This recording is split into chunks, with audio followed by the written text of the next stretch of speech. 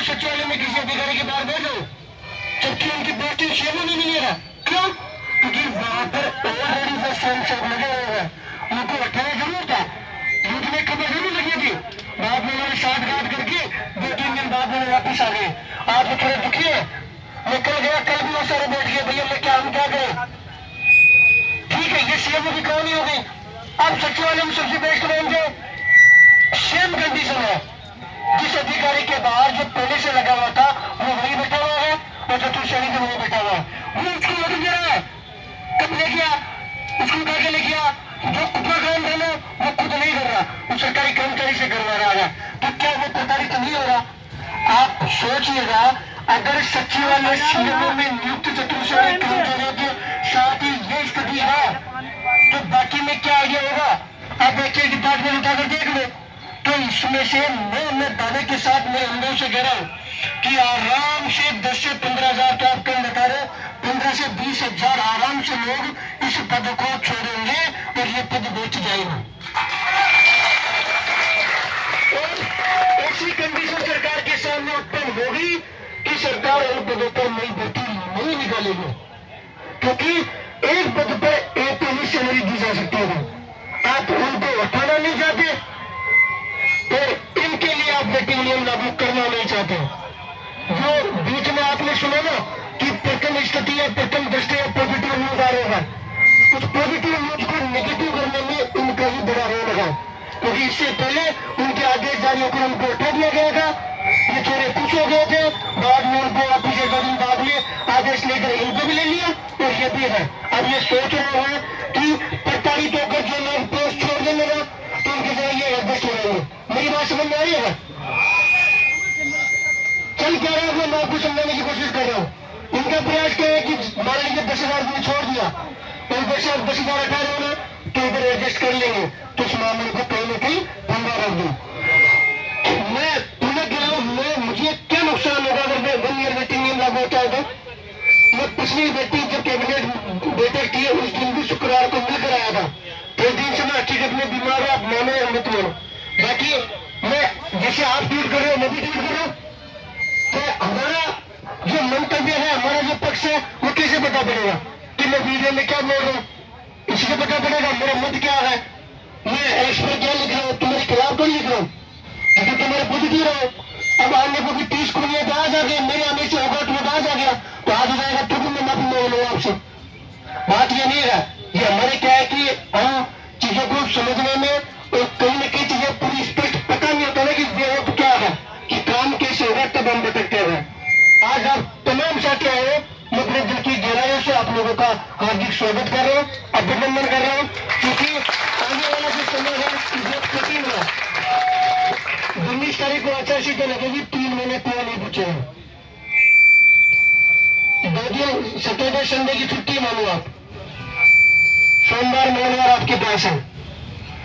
सरकार को दो से पता है, आप लोगों ने वोट दिया, हम लोगों ने वोट दिया, 2 कैबिनेट लगातार होगी। क्या उनको इतना तो सोचना चाहिए था कि कम से कम इस पर चर्चा तो कर ले? अरे मत करो तो कम से कम बात तो कर लो कि कितने सारे लोग इफेक्ट होंगे, इनको बहने बैठे बार बार इनको ये बच्चे नहीं मिलेंगे। क्योंकि जैसे इनके लिए सीईटी वाली वो चीज आ गई, मैंने सीईटी में भी कई बार निवेदन किया था, पिछली बार भी माथापड़ी करके आपका नेगेटिव मार्जिन उठवाया कि चलो 40 नहीं सही तो नेगेटिव तो उठवाओ, तो कर्मचारी चैनल से माथापड़ी करके आप देखिएगा इस पर डाल के मैंने नेगेटिव इसलिए उठवाया ताकि इनका बनाऊं। और इस भर्ती में भी आपका 35%, 25-30% लागू कर रहे थे। यही पहला व्यक्ति था, उस समय मुझे पता था, तो मैंने कई बार वीडियो में भी बोला हुआ है, कई बार मेरे इलेक्शन के लिए डाला भी हुआ है कि इसके पीछे तर्क मेरा यही था कि जितने भी कम से कम वीडियो देने हैं सारी बात देने का भला हो जाए, इसलिए आप इसमें मिनिमम नंबर का जो क्राइटेरिया वो तो मत रखो।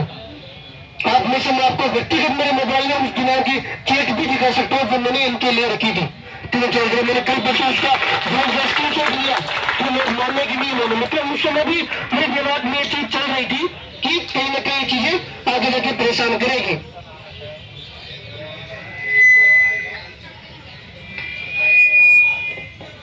वो जो किस्मत आप लोगों की लगना अपने में से है, 20 पोस्ट आएगी तो 20 ही लगेंगे, मैं गलत चीज। अब आप लोगों के लिए बेस्ट क्या है, अब अपने लिए बेस्ट यही है कि जितने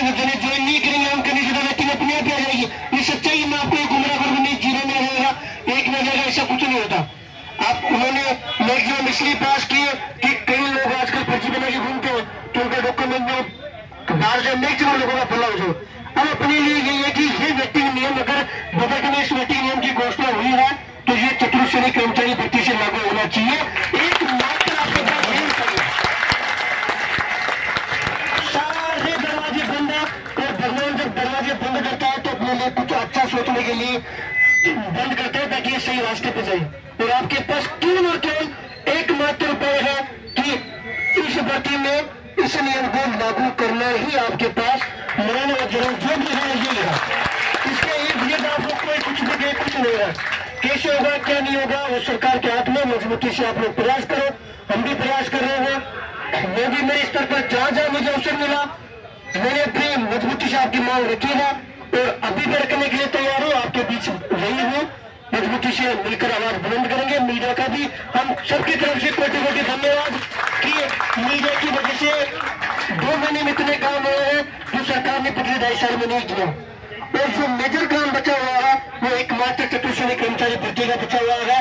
इसमें तमाम जो मीडिया है वो अपने साथ मजबूती से साथ खड़ा हुआ है और लोकल चुनाव को देखते हुए सरकार आपके हित में फैसला लेगी। बस शर्त यह है कि आप लोगों की बड़ी संसद और आप लोगों का जो जुनून है वो इतना होना चाहिए कि साहब हमारे बीच में हमने आपको वोट दिया है, आपने नियम की घोषणा की है तो हमारी भर्ती से लागू करो। बाद में क्या होगा हमें क्या मतलब है। आपसे बीजेपी वाले वोट मांग रहे हैं, आप भी कह देना कि साहब एक काम करो 2027 में दे देंगे आपको।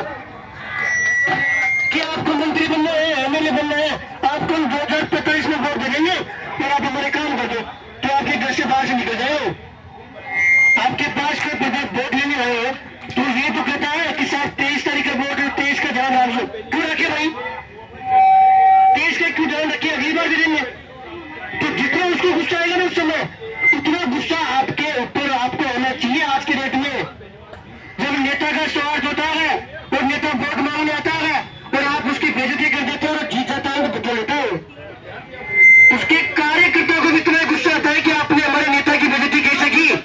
आपके द्वार पे वोट मांगने आया, आपको वोट नहीं देना था तो नहीं देते, मुंह पे कैसे मना किया। अरे ये तो आपको मुंह पे मना कर रहे हैं। वो क्रोध आपका स्वार्थ है। जिस प्रकार नेता का वोट लेने का स्वार्थ होता है उसी प्रकार आज आपका और आपके परिवार का आपका जो भी शुभचिंतक है उसका एकमात्र स्वार्थ होना चाहिए कि हमने आपको वोट दिया है, वोट के बदले आप हमारा ये जो नियम है हमारी भर्ती में लागू करो। आप इन बहनों को दोबारा मौका नहीं मिलेगा। अगर बाद में ये घर घर ढूंढ कर भी नौकरी देंगे ना तो आपके काम का नहीं है। आपके काम का क्यों ये है, देखो बोर्ड अध्यक्ष आलोक जिसके लिए पॉजिटिव है, मैक्सिमम जो अधिकारी है वो पॉजिटिव है। सरकार में जिन लोगों की कम चल रही है, जिनके दिमाग में यह है कि युवाओं के साथ गलत हो रहा है, युवा किसी की भावना अंदर है लेकिन पार नहीं पड़ रही, वो लोग भी चाहते हैं कि काम हो। तो शर्त है कि इसका डिसीजन केवल माननीय मुख्यमंत्री जी के पास है। मुख्यमंत्री जी कह देंगे तो आपका काम एक दिन में हो जाएगा। सब कुछ डिपेंड माननीय मुख्यमंत्री जी के ऊपर है। मुख्यमंत्री जी चाहेंगे कुछ भी असंभव नहीं चाहेंगे तो फिर तो कुछ भी हो सकता है। आप लोगों को जिद करके बैठना है। और देखिए आज का आपके पास दिन मानो, आप 2 दिन की छुट्टी है, 2 दिन बाद में अच्छा सीता लग जाएगी। और आप लोगों के सुझाव आप लघुराम जी और जो भी मनोज जी है, मुरली जी है, उनके साथ बैठिए, विचार कीजिए क्या आपके रणनीति है। उसके अकॉर्डिंग आप लोगों को केवल और केवल एक चीज दिमाग में याद रखना है, वापिस रिपीट कर रहा हूँ, इसके अलावा कोई ऑप्शन नहीं है। मुख्यमंत्री जी ही इसका फैसला करेंगे। मुख्यमंत्री जी ने कह दिया कि लागू होगा। कैबिनेट में हर चीज संभव है। हाल ही में 2 कैबिनेट हुए, आपको अगर जाके पता हो मीडिया सोशल मीडिया पे आपने देखा हो तो इन्होंने दोनों कैबिनेट में जिक्र तक नहीं किया। एक लाइन तक किसी मंत्री ने ये नहीं बोला लास्ट में कि बच्चे वेटिंग नियम की मांग कर रहे हैं, सिर्फ 2 मिनट इस पर चर्चा हो जाए। हमारे रात की कई भी कैबिनेट मीटिंग काम किया। एक बेरोजगार के लिए आप लोगों के जीवन में आपको दिन रात चतुर्श्रेणी वेटिंग नियम दिमाग में चल रहा है। दोनों कैबिनेट में आपको स्थान तक नहीं मिला तो दोनों कैबिनेट अपने क्या काम किया था। वैसे तो आप कितने जो प्रॉपर्टी डीलर है, जो बिजनेसमैन है, बड़े लोगों को खूब जमीन आउटमेंट करो। कागजों में तो इतना काम हो रहा है कि राजस्थान 2028 का पता नहीं कहां पहुंच जाएगा। जहां तक सबको पता है कि वास्तविकता क्या है। तो एक बार मेरी तरफ से भी आपके भाई मनोज जी, राजूराम जी, मुरली भाई के एक बार जोरदार ताली बजाकर आप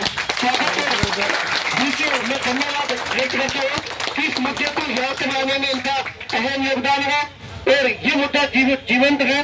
तो RLP party supreme Hanuman Beniwal ji जिन्होंने इस मुद्दे की शुरुआत की, उसके बाद में तमाम जो आरएलपी के लोग हैं उनका, लादूराम जी का, मोनू जी का, मुरली भाई का और आप तमाम साथियों की वजह से आज भी ये मुद्दा जिंदा है। सरकार के दिमाग में ये तो पता है कि वोटिंग नियम को लेकर हम फैसला नहीं कर पाए, बच्चे अभी भी मांग कर रहे हैं, तो इसकी वजह से कहीं ना कहीं नुकसान होगा और आप लोग डटे रहे तो निश्चित तौर पर कुछ न कुछ सकारात्मक फैसला आपके पक्ष में होगा। धन्यवाद।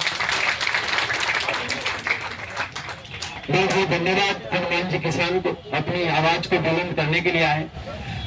30 तारीख को मेरी इनसे बात हुई थी, तबियत वगैरह इनकी थोड़ी ठीक नहीं थी और ढंग से बात भी ये नहीं कर पा रहे थे, लेकिन हर बार जब हमने मांग उठाई उस समय इन्होंने ट्विटर के माध्यम से, सोशल मीडिया के माध्यम से, न्यूज के माध्यम से अपनी बात को हमेशा आगे रखा। तो एक बार जोरदार ताली बजा दीजिए हनुमान जी किसान के लिए।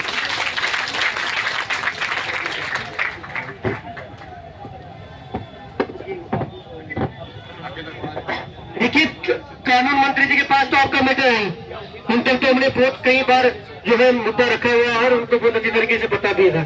उनसे जितना संभव होता है वो युवा हित में कई सारे फैसले उन्होंने करवाए हैं और मुझे पूरा भरोसा है कि उनकी तरफ से तो ये मुद्दा जो है बेक नहीं होगा। ये मैं व्यक्तिगत आपसे बोल रहा हूँ, क्योंकि सोशल मीडिया पर आप देखते होंगे कि वर्तमान सरकार में अगर किसी के दरवाजे खुले हुए हैं तो केवल मीना जी है या फिर कानून मंत्री जी है, ये वास्तविकता है। बाकी लोग भी तो मंत्री है, बाकी लोगों ने किसी भी, आप जाके देख लेना सचिवालय में, सिविल लाइन्स में आपको कोई एंट्री नहीं मिलेगी। अब अभी मैं बोल रहा था कि अपना काम कहाँ से होगा, माननीय मुख्यमंत्री जी के, तो अपने या तो एसीएस साहब से मिलना है, सीएम साहब तो हमें बुलाएंगे नहीं। लोकतंत्र में इतना तो चीजें चुनाव में अच्छी लगती है कि आम आदमी के मुख्यमंत्री जी है, आम आदमी, आम युवा, हम सब एक है, मुझे वोट दे दो, मुझे जिता दो, ये चुनाव में अच्छा लगता है। बाकी धरातल पर इसकी सच्चाई बहुत दूर दूर तक बनेगा। अगर अभी मुरली जी बता रहे थे कि एसीएस साहब ने इस समय मांगा जा रहा है, अगर एसीएस साहब से मुलाकात करवाए तो आपका डेलीगेशन मिलने में फायदा है, अन्यथा फिर डेलीगेशन का भी कोई फायदा नहीं है। समझिए मेरी बात को, भाई मुख्यमंत्री जी है, मुख्यमंत्री जी की जो मुख्य अधिकारी है वो अखिल अरोड़ा जी से पर मिलेंगे या फिर माननीय मुख्यमंत्री जी मिल रहे तो आपका सौभाग्य है। वही से उसके अलावा मेरा ओपिनियन है, बाकी आप लोग जो डिसीजन करो वो बेस्ट है, तो उसके अलावा तो फिर मिलकर ज्ञापन लेने का कोई फायदा नहीं है, वो तो अपन वैसे चल के दिएंगे।